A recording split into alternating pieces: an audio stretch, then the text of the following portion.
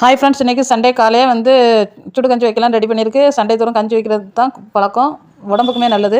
அதனால் இன்றைக்கி சுக்கு சீரகம் அரைச்சி ஊற்றி கஞ்சி வைக்கலாம்னு சொல்லி ரெடி பண்ணியிருக்கு. ஒரு கப் அரிசி போட்டு கொஞ்சமாக வெந்தயம் போட்டு ஊற வச்சுருக்கேன். நல்லா கழுவியாச்சு. கொஞ்சமாக சின்ன உள்ளி பூண்டு ரெண்டையும் மிக்ஸ் பண்ணி ரெண்டையும் ஒழிச்சு போட்டிருக்கேன். நான் இது வாயு சூடு எல்லாமே கேட்கும். ஒரு வாரமாக நம்ம அப்படி இப்படி சாப்பிடுவோம். ஞாயிற்றுக்கிழமை கஞ்சி வச்சு குடிக்கிறது உடம்புக்கு நல்லது. வெந்தயம்லாம் சாப்பிட்றது. 2 கருவேப்பிலையும் போட்டு கொஞ்சமாக குக்கரை மூடி வச்சுக்கலாம். ஒரு 4-5 விசில் வச்சுக்கலாம். ஜாரில் கொஞ்சமாக தேங்காய், கொஞ்சம் முழு மல்லி 1 ஸ்பூனு, கொஞ்சமாக ஜீரகம், சுக்கு 2 துண்டு போட்டு நம்ம திரிச்சுக்கிட்டு 2 மிக்ஸில் அரைச்சிக்கலாம்.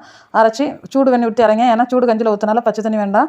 அரைச்சோடனே இங்கே கஞ்சி ஆல்ரெடி ஒரு 4-5 விசில் வச்சு வெந்துடும். இப்போ கஞ்சிக்கு தேவையான அளவு உப்பையும் போட்டு அரைச்சி வச்சு இந்த மசாலாயும் ஊற்றிக்கிடலாம். அதுக்கப்புறம் அந்த கஞ்சி எவ்வளோத்துக்கு தேவையோ அதுக்கு தகுந்த வெண்ணெயை ஊற்றி நம்ம நல்லா இப்படி மிக்ஸ் பண்ணிக்கிடலாம். மிக்ஸ் பண்ணி அடுப்பில் வச்சு கொஞ்சம் நேரம் கொதிக்க வச்சுட்டா போதும். ஒரு கொதி வந்துட்டுனா டேஸ்ட் நல்லாயிருக்கும், அந்த வெந்துடும்.